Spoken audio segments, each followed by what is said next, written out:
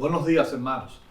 Que la maravillosa paz, la gracia y la misericordia de nuestro Padre Celestial estén con todos ustedes en esta preciosa mañana del domingo 18 de julio del año 2021. Hoy hablaremos sobre una preciosa reflexión, la cual he titulado La verdadera paz. Pero antes oremos a nuestro Padre Celestial. Alabamos a Dios, el santo nombre, agradecido por tu plena y grata plenitud. Hoy buscamos tu rostro y venimos ante ti con manos limpias y corazón puro para seguir recibiendo tu bendición. Gracias, Señor, por mostrarnos el camino y tu senda de justicia, para así permanecer en comunión contigo. Gracias por tu verdad y tu misericordia, Señor, porque estas alumbran nuestras vidas, para poder, Señor, algún día entrar por las puertas eternas. Oramos en el nombre poderoso de tu Hijo Jesús. Amén, amén y amén. El capítulo 10 del libro de Lucas es un libro asombroso. Es un libro que cuando lo vemos en las prédicas normalmente podemos ver prédicas de la visita de Jesús a la casa de Marta y María. También podemos ver la parábola del buen samaritano. Podemos ver a Jesús regocijándose y a la vez produciendo juicios sobre las impenitentes ciudades de Cafarnaúm, de Corazín y Betsaida. Sin embargo, es un capítulo que se pierde totalmente una frase maravillosa, la cual está en el libro de Lucas, capítulo 10 y su versículo 5.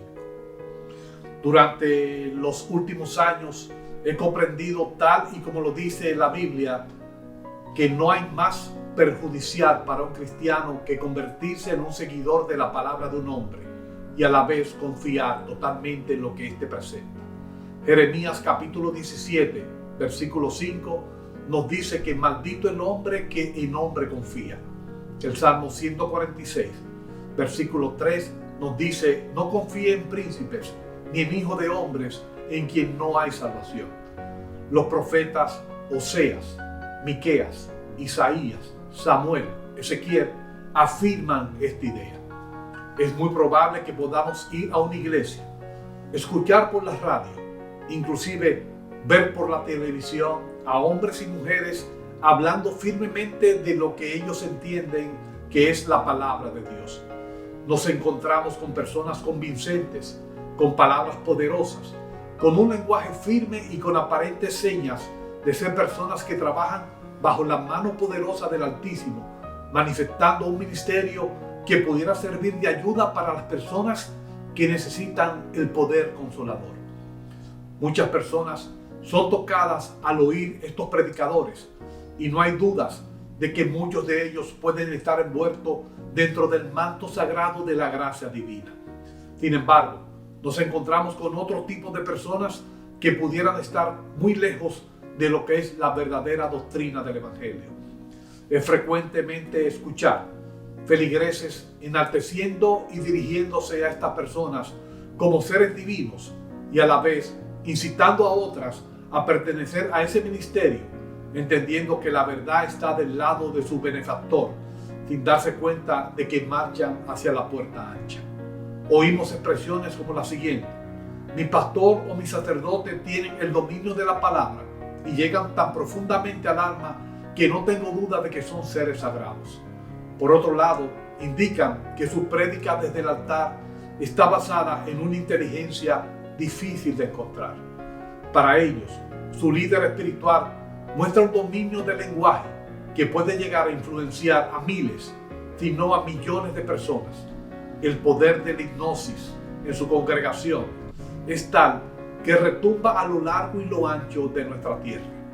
Estas personas están dispuestos a ir hasta el fin del mundo detrás de su líder en cualquier tiempo o en todo lugar.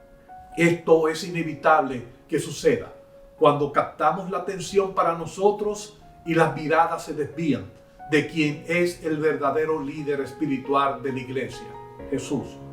Por lo tanto, este tipo de congregación camina directo hacia el fracaso. No ha existido, ni existe, ni existirá nadie que pueda predicar desde un altar y ser guiado por su entendimiento o sabiduría o su propia inteligencia. Si el Espíritu de Dios no marca la pauta, el mensaje siempre estará fuera de la voluntad de Dios. Es por esta razón que la mirada correcta de una congregación debe situarse en el mensaje y no en el mensajero. De aquí surge que cuando nos enfrentamos con ir sin demora detrás de las enseñanzas de Jesús, las objeciones sobran. Y no se trata de ir a un viaje a misiones en lugares de alta peligrosidad o de donar para la obra del reino. Se trata de promulgar abiertamente la palabra de Dios. Se trata de servir de pacificadores. En el libro del apóstol Mateo, en el capítulo 5 y su versículo 9, nos dice la palabra lo siguiente: bienaventurados los pacificadores, porque ellos serán llamados hijos de Dios. La palabra en hebreo es shalom, en griego es irainai. Este implica no solo la ausencia de guerra, sino lograr el bienestar supremo del hombre. El término no aplica solo para el que ama la paz, sino para aquel que hace la paz. La paz no es evadir esa situación conflictiva, sino enfrentarla, tratarla y conquistarla. Cuando logramos llevar la paz a nuestra propia alma y corazón y logramos que el mundo sea un lugar idóneo para la humanidad, logrando que las relaciones personales sean las correctas, estamos siendo pacificadores. A nuestro Dios se le asocia constantemente con la palabra paz. En el libro de Números capítulo 6 nos dice que el Señor te muestre por favor y te conceda la paz. En el libro de Juan capítulo 14 versículo 27 Jesús nos dice: la paz os dejo, mi paz os doy.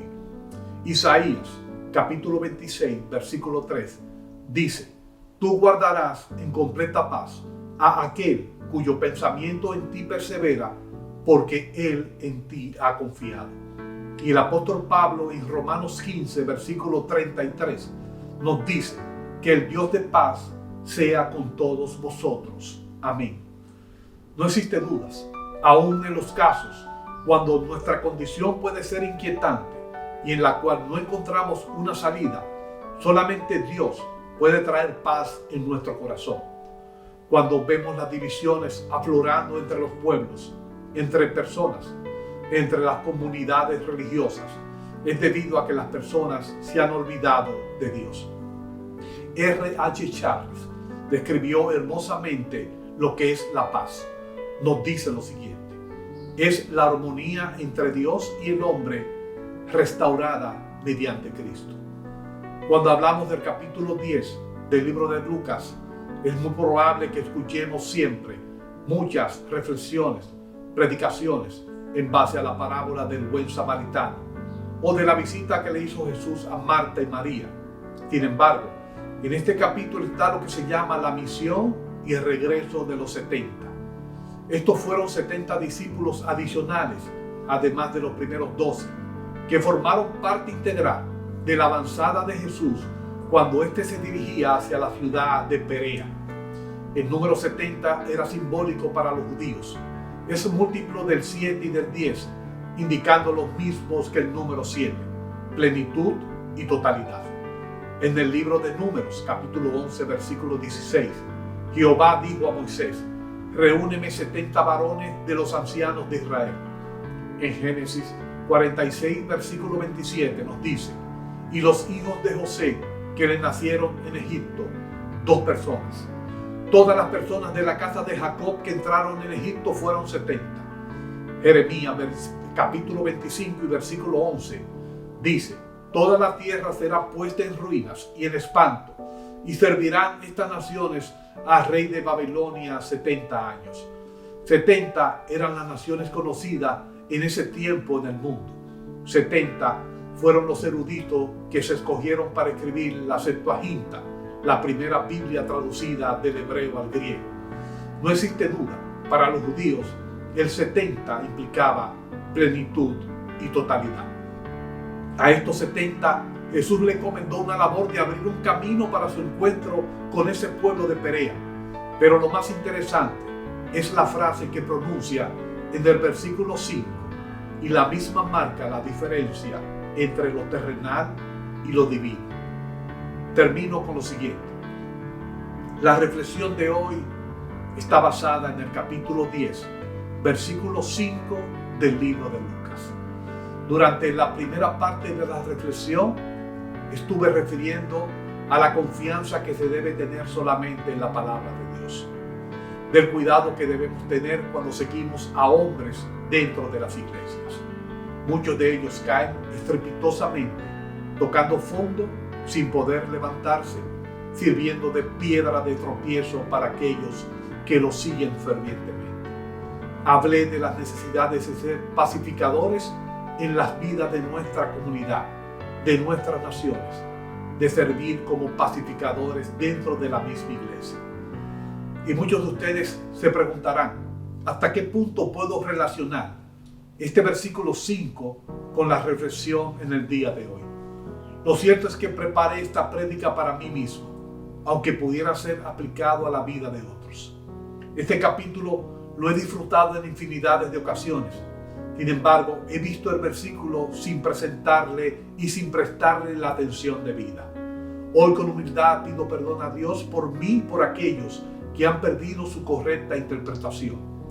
Este se ha dislocado dentro de un capítulo lleno de una intensidad educativa maravillosa. Hoy veo en esta frase una realidad para mi vida y voy más lejos, para la vida de todos aquellos que la han leído y toda la verdad que Jesús nos muestra en este versículo. Este es el momento de hacer la pregunta. ¿En cuántas ocasiones ha entrado usted a la casa de algún familiar, de algún amigo, inclusive a algún lugar que usted no conozca y se ha olvidado de decir las palabras que están en este versículo? Paz sea en esta casa. No hay duda de que hemos errado totalmente al no producir lo que Jesús quiere de nosotros. No es solo llevar la paz dentro de las iglesias lo que Dios quiere para nuestras vidas. Llevar la paz implica mucho más que esto. Esta idea debe estar en nuestro corazón, en nuestra mente y en nuestra alma, para que podamos de alguna manera producir espacios sagrados en cada lugar donde vayamos, en cada rincón que visitemos. Es mucho más que decir, la paz del Señor esté con ustedes en este día. Esa bendición que Dios ha puesto en nuestro corazón para que podamos ir de lugar en lugar, de casa en casa, a producir lo que Él quiere de nosotros. El mensaje de Jesús al final de su ministerio fue claro: ir por todo el mundo y predicar el evangelio a toda criatura. En otras palabras, la paz abarca más que su propia comunidad religiosa, que su iglesia. Es llevar la paz y anunciar el evangelio en cualquier lugar, produciendo paz en esas casas, en esas comunidades, para que las mismas puedan servir en algún momento como casa de consolación para otros. Por esta razón, cuando usted entra en su casa en el día de hoy, o cuando usted lleve su presencia a otras, no se olvide que usted no va solo acompañado del Espíritu de Dios. Y diga con fuerza la frase que hace 2000 años Jesús les dijo a los 70: la paz sea en esta casa. Que el Dios Todopoderoso, el Dios de paz, nos ilumine día a día para que podamos entender su palabra, para que podamos comprender sus mandamientos, sus promesas, y así poder discernir de manera espiritual, no solo para nosotros, sino para todo aquel que escuche esta reflexión, de lo que significa verdaderamente tener la paz y hacer la paz en cualquier lugar donde podamos predicar la palabra de Dios. Que el Señor lo continúe bendiciendo en este día, hermanos. Adorar es todo en mi vida. Bendecirte es la pasión que arde en mi corazón.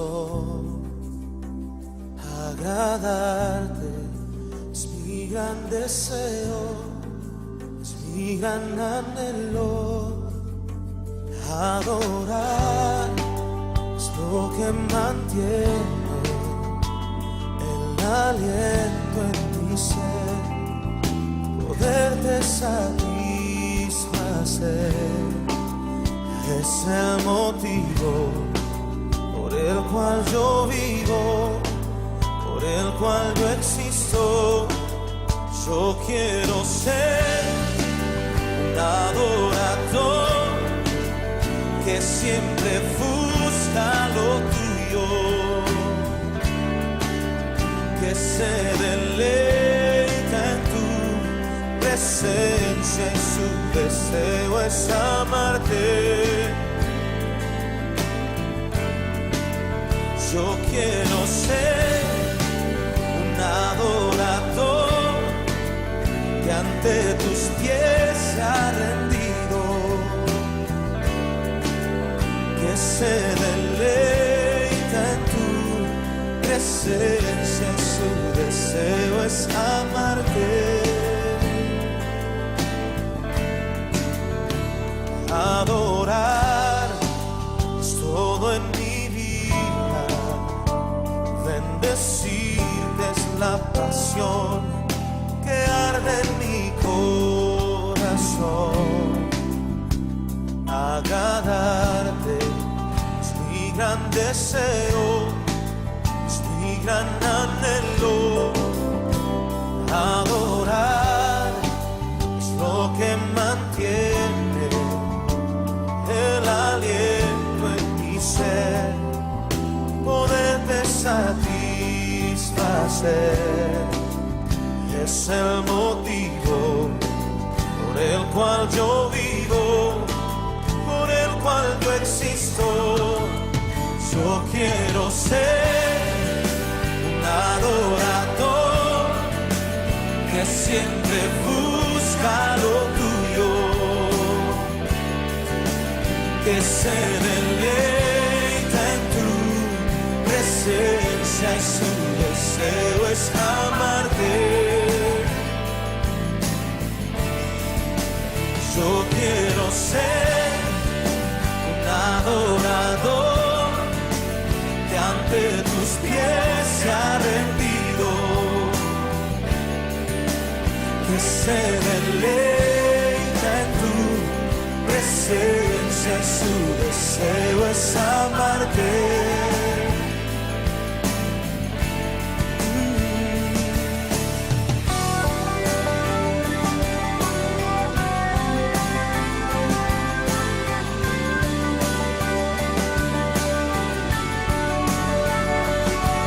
Quiero amarte por siempre, adorarte eternamente.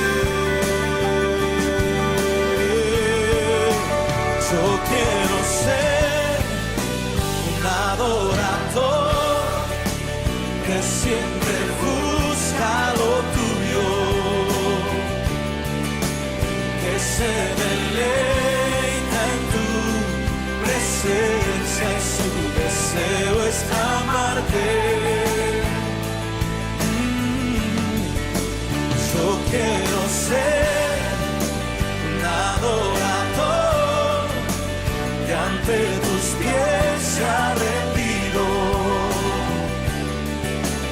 que se deleita en tu presencia y su deseo es amarte. Su deseo es amarte. Su deseo es amarte. Mi deseo es amarte.